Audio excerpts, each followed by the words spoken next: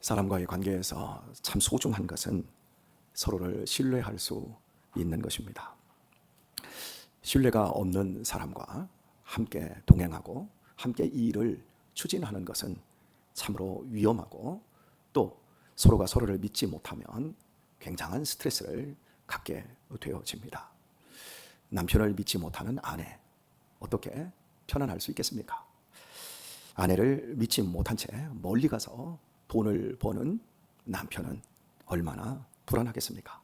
우리나라에서 70년대 중동으로 남자들이 돈을 벌러 많이 가지 않았습니까? 그때 우리나라 땅에서 유명해진 바람, 그것은 태풍이 아니라 춤바람이었습니다. 그래서 중동에서 몇 년 동안 돈을 벌어서 우리나라에서 받는 월급의 3배, 4배, 5배를 매달 붙이는 걸 하기 위해서 우리가 지금 덥다 하지만 45도, 50도가 넘는 그런 기분들을 이기면서 돈을 벌어서 대한민국에 있는 가족들에게, 아내에게 붙였는데 춤바람이 난 거죠. 그래서 여러분, 깨진 가정들이 얼마나 많았습니까? 비극이죠. 한 7, 8년을 돈을 벌기 위해서 혼자만 뚝 떨어져서 기러기 아빠로 죽을 고생해서 보내왔는데 결국 가정이 깨져버리고 돈도 하나도 남은 것이 없어서 자살하는 사람들도 속출해서 사회적인 문제가 되었습니다.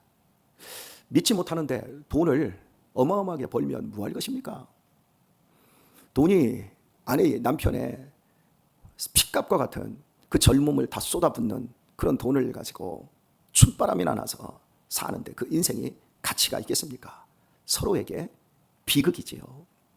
이렇게 우리는 암묵적인 계약 속에서 살고 있습니다. 이것을 이제 사회적 관계, 사회적 계약이라고 했던 이런 철학자들, 루소라든지 몰테르라든지 이런 사람들이 있습니다. 그리고 이제 국가적인 어떤 계약 관계로 더 확장했던 사람들도 있습니다. 우리가 말은 하지 않아도 계약 관계입니다. 제가 여러분에게 이 새벽에 신실하게 말씀을 전해줄 거라고 하는, 전할다라고 하는 약속을 저는 여러분한테 무언적으로 한 거고, 여러분 역시 우리 목사님이 새벽에 강단에 서면 그래도 내가 말씀을 들어줘야 목사님이 좋을 거야. 그래, 목사님이 나를 믿고 말씀을 준비할 거야. 이런 말은 하지 않아도 사회적인 계약이 있는 거예요. 집에서 이제 밥을 저희는 삼시세끼를 홈스쿨을 하니까 다 해 먹습니다. 저도 웬만하면 밖에 있다가 점심 때 밥 먹을 때는 집으로 들어갑니다. 그리고 이제 제가 보통 아침에 밥을 하지만 점심 때도 아내가 나가 있으면 제가 이제 밥을 해서 아이들을 밥을 먹일 때도 있고 아이들끼리 밥을 지네들끼리 먹을 때도 있지만 제가 종종 이렇게 얘기합니다. 자, 오늘 점심은 냉면이다. 그러면 애들이 그럽니다. 네, 이럽니다. 근데 한 아이는 왜요? 오늘은 냉면이다 그러면 여러분, 왜요라고 하는 질문이 필요합니까? 왜요? 그러면 제가 이제 상당히 반발을 합니다. 그 아이의 대화법을 좀 고쳐주기 위해서 그냥 멈춥니다. 멈춘 다음에 왜요라고 하는 이유가 뭐지? 그건 대화법에 맞지를 않아 하면서 조곤조곤 그런 부분들을 다시 한번 복기를 해줘서 이제 다르게 생각할 수 있는 방향, 이런 것들도 이야기해 줍니다. 형들이 각자 방에서 공부를 하고 있는데 왔다 갔다 하면서 형들의 집중력을 흐트러뜨립니다. 그러면 또 부릅니다. 지금은 공부하는 시간이잖아. 서로에게 방해를 하지 않기로 우리는 약속을 한 거야. 그러니까 너도 자리에 앉아. 왜요?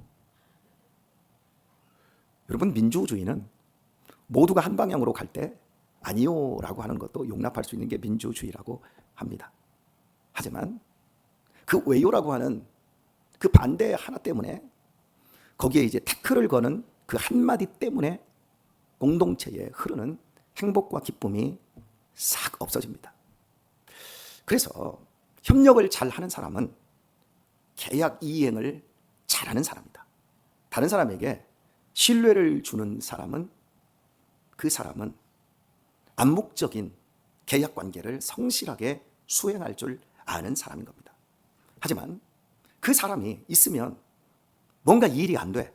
그 사람이 하는 말이 맞기도 하는데, 이 관계 속에서 서로에게 계약에 가장 중요한 것은 신뢰를 주는 거거든요. 그런데 내가 맞다라는 것 때문에 끝까지 우기고 고집을 부리면요, 그 관계가 다 깨져버리는 거예요.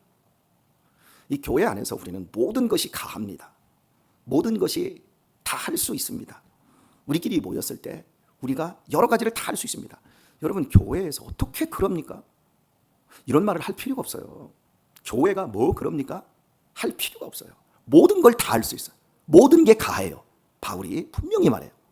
그런데 모든 것이 덕을 세우거나 모든 것이 유익한 것이 아니면 나는 우상의 제물도 먹는다. 그냥 다 먹는다. 왜? 그건 다 하나님께로부터 나온 거니까. 그런데 그것 때문에 한 형제가 상처를 입는다, 시험에 든다. 그럼 나는 안 먹는다.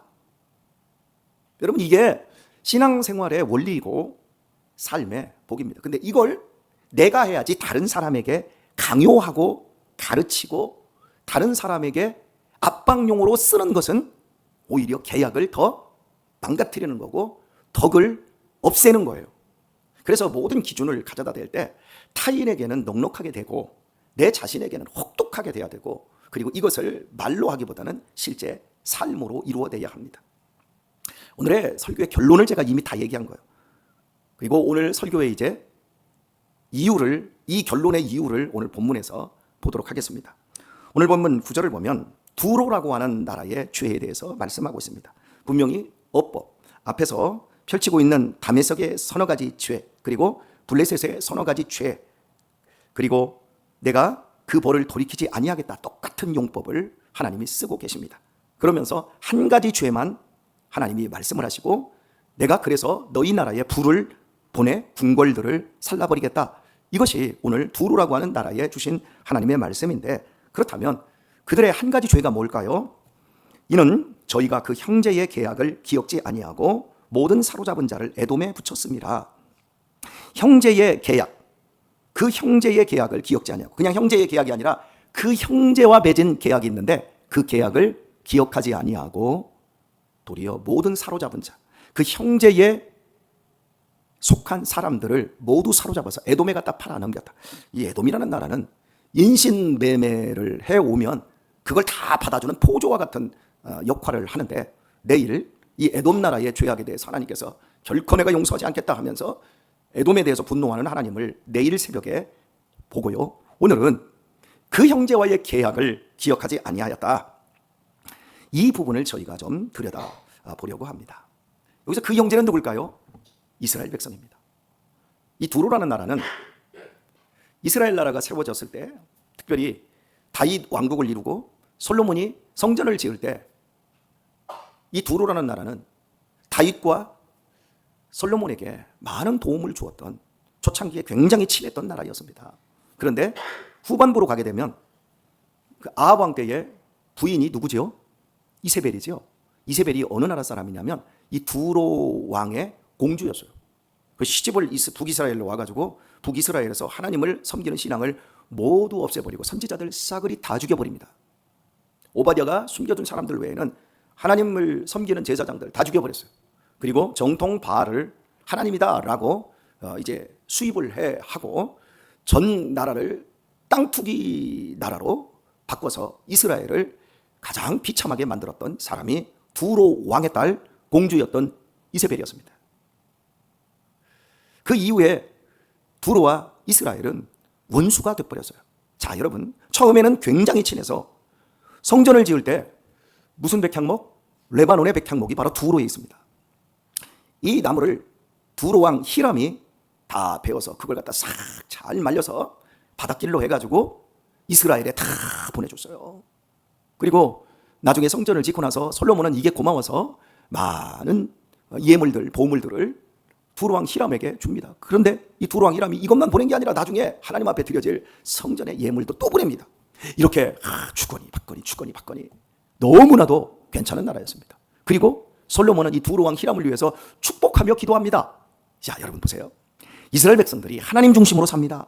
다윗 왕이 여호와는 나의 목자시니 내게 부족함이 없습니다. 그러면서 그 시련의 세월들을 믿음으로 살아낼 때 이스라엘이라는 공동체에 덕이 세워지고 유익이 끼쳐지고 그 나라가 부강해지고 그 나라가 융성해지고 축복을 받는 것을 이웃 나라의 두로 왕이 보는데, 이야, 그 아들은 저렇게 지혜가 있어 지혜의 왕이 되어서, 야, 우리가 저 나라를 들여봤더니 저 나라의 핵심은 뭐냐? 성전이다. 저 나라의 부흥의 원천은 바로 신앙이다. 우리가 그 신앙의 부스러기라도 좀 얻어먹자. 이 생각을 딱 가지니까 이스라엘하고 좋게 살았어요. 그런데 형제의 계약이 어떻게 돼요? 기억하지 않았대요. 그러면서 나중에 바알신을 끌어오는 데에 이세벨이 등장합니다. 이거 무슨 얘기입니까? 저 이스라엘 나라 보니까 저거 별거 없네. 저거 별거 없어. 우리가 저 나라 먹어버려야 되겠다. 그리고 이스라엘이 북이스라엘 722년에 멸망하고 남이스라엘이 586년에 멸망할 때 두로라는 나라가 옆에 붙어서 이제 포로들 도망치는 사람들을 싹 잡아다가 에돔에 갖다 다 팔아먹고 돈 장사를 해버리는 거예요. 여러분, 잘 나갈 때는 거기에 붙어서 성전도 같이 짓겠습니다. 우리도 예물 드리겠습니다. 우리가 당신들의 종처럼 우리가 형제로 아름답게 복받기를 원합니다. 이렇게 하다가 그 나라가 멸망하고 그 나라가 형제가 어려워지니까 오히려 그 형제를 잡아다가 에돔에 갖다 팔아먹는 이런 비겁한 짓거리를 한 나라. 그 나라에 하나님이 불을 보내어 그들의 궁궐을 살라버리겠다. 무시무시한 말을 하고 있는 겁니다. 자, 여러분, 혹시 페니키아의 문자, 영어권에서 쓰고 있는 영어라고 하는 문자는 어디서 만들었어요? 바로 이 두로라는 나라에서 만들었어요. 이 두로라는 나라의 이름이 페니키아입니다. 우리가 성경에서는 두로로 나오지만 일반 역사에서 페니키아로 나오고, 이 페니키아에 하던 일이 뭐였냐면 블레셋처럼 해상무역을 주도했습니다. 혹시 여러분 로마가 로마 팍스 로마나 세계의 그 제해권을 잡고 지중해 일대를 다스리기 전에 그 지중해 일대를 다스렸던 엄청난 국가, 그것을 여러분 아십니까? 카르타고라고 하는 나라가 현재 이집트 왼쪽 튀니까지 그 쫙 걸치고, 그리고 저 북쪽으로는 지브롤터 해협을 넘어서 유럽의 끝자락 포르투갈, 에스파냐, 그러니까 스페인이죠. 이쪽까지 넓게 포진해 있었던 굉장히 큰 나라가 있었습니다. 그 나라가 바로 카르타고입니다. 이 카르타고가 포에니 전쟁, 세 번의 포에니 전쟁을 로마와 싸우는데, 로마는 이제 신흥 강국으로 나오고 전통 강국으로 제휴권을 가지고 엄청난 부를 축적했고 문명의 발전을 이루었던 나라가 카르타고입니다. 이 카르타고, 이 페니키아 민족, 바로 이 두로라고 하는 이 나라가 알파벳을 만들어서 오늘날 전 세계를 문명화시키는 일을 이룬 나라예요. 그러면 여러분, 이 나라가 강한 나라예요? 약한 나라예요? 엄청 강하고 부유한 나라예요. 그런데 이 나라가 누구에게 멸망합니까? 로마와 멸망을 합니다. 로마에 의해서 멸망을 당합니다. 이 카르타고 출신의 이 명장 가문, 이 한니발 장군의 가문과 120년 동안 싸웁니다.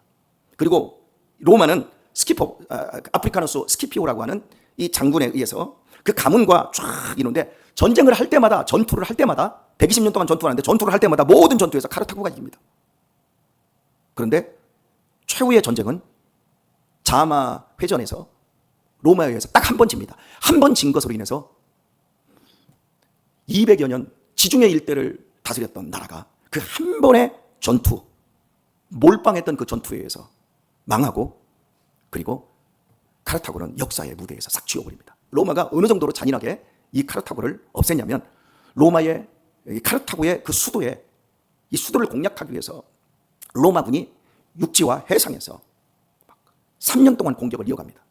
그리고 결국에는 무너뜨립니다. 무너뜨린 다음에 저 성을 절대 재건할 수 없도록 다 부셔버려. 해가지고 여러분, 지금의 우리 평택보다 더 큰 도시입니다. 그 도시를 갖다가 모두 다 망치로 다 모든 건물들을 다 불지른 다음에 그것들을 망치로, 그 돌로 되어진 부분은 다 부셔버립니다. 다 부숴버린 다음에 로라 있잖아요. 큰 로라를 만들어서 거기를 갖다가 다 밀고 다니고, 그 위에다가 소금을 몇 천가 마일을 갖다가 뿌려가지고 그 일대를 다시는 재건하지 못하도록 만들고, 카르타고 사람들을 한 사람도 남기지 않고 다 죽여버립니다. 로마에 이렇게 백기를 들고 항복을 하면 사람 하나도 죽이지 않고 그대로 살게 해줍니다. 세금만 내라. 그런데 로마에 반항했던 나라는 여러분 단 한 사람도 살려두지 않는 게 로마의 무시무시한 권력이었습니다. 그런데 그것을 최초로 어마어마하게 그렇게 보여줬던 것이 카르타고의 멸망, 바로 이 두로 나라의 멸망이었습니다. 그렇다면 여러분 보세요. 120년 동안 전투에서 카르타고가 한 번도 지지 않았다고 말씀을 드렸습니다. 그런데 딱 한 번의 전쟁으로 왜 이렇게 폭삭 망할 수밖에 없었는가? 그것은 로마는 한 사람의 어떤 리더십을 가지고 싸우는 나라가 아니라 공화정이라고 하는, 그래서 집단 지성을 발휘하고, 이때 로마가 스키피오 장군과 함께 지성을 발휘하고 협력을 발휘해서 전쟁을 합니다. 그런데 120년 동안 전투에서 한 번도 지지 않으니까 이 카르타고는 야, 한 사람의 병장이 이끌면 돼. 그러면서 그 밑에 있는 사람들끼리 지들끼리 싸워요. 지들끼리 분열해요. 사회적 관계가 끝나버려요. 그리고 전투만 하면 이기면 뭐가 나와요? 돈이 나와요. 전리품이 생기니까. 돈이 되니까 그 밑에 사람들이 재물에 눈이 멀어버려요. 그래가지고 한니발 장군 한 사람만, 이 사람은 액군원입니다. 전쟁을 하도 많이 해가지고 액군원인데 인류 역사에 5명의 그 위대한 장군을 뽑으라면 거기에 첫 번째로, 두 번째로, 그러니까 알렉산더라든지 한니발이라든지 이 두 번 칭기스칸이라든지 이 들어갈 만큼 위대한 장군이에요. 이 사람은요, 재물에 욕심이 없었어요. 그런데 그 밑에 있는 것들이 그 재물에 욕심을 내고 전쟁을 하면 목숨을 걸어야 되는데 돈을 걸고 싸우는 거예요. 결국 사회적 관계가 돈 위에, 전쟁보다 돈이 위에 올라가니까 한 번의 전쟁으로 카르타고라는 나라가 완전히 끝나버린 거예요. 사랑하는 교회 여러분, 이 사회적 계약 관계에서 사람에게 주어지는 그 신뢰, 그 신뢰는 성실함과 태도로 나오는 겁니다. 제가 우리 아이들에게, 우리 하영이에게도 이번 주에도 이야기했습니다. 네 실력보다 네 태도가 중요해. 네 태도가 네 인생을 결정해. 네 학력보다 네 태도. 내가 졸업연주 때 너 보니까 너한테 엄청난 포스가 나오더라. 저는 우리 딸이 그런 포스를 가지고 피아노를 치는 줄 몰랐어요. 깜짝 놀랐어요. 그런데 평택시에서 우리 정신보건센터에서 이제 그분들 위해서 우리가 합창단을 운영합니다. 근데 월요일에 가서 하는데 이게 건성이에요. 그래서 제가 이야기를 했어요. 너의 포스가 왜 거기서는 못 느껴져? 그랬더니 아버지 곡이 다르잖아요. 곡이 달라? 네가 지금 곡을 연주하는 사람이야? 네가 좋은 반주자로 대성하려면 네 태도, 곡이 쉬워도 네 포스가 거기서도 나와야 돼. 피아노 땡땡거리며 대충 치지 마. 제가 이 얘기를 했어요. 아버지가 당구를 치는데, 아버지가 배구를 하는데, 아버지는 나보다 못하는 사람들하고 해도 나는 최선을 다해. 나보다 훨씬 못한 팀 배구하고 할 때 나는 설렁설렁 대충 웃고 그러지 않아. 최선을 다해. 전문가는 어떤 순간에도 빛이 나야 돼. 그게 최선인 거야. 그 얘기를 해줬어요. 그리고 어제 우리 한국교회에 83년도에 세워진 합창단이 있는데 그 합창단 면접을 갔는데 줄리어드 애들까지 다 왔대요. 근데 어제였군요. 아침에 아버지 저 면접 보러 가는데 태다 주실 수 있어요? 그랬더니 그래. 그래서 제가 이제 태다 줬습니다. 그리고서는 한 3시간인가 있다가 아버지 저 됐어요? 그래요.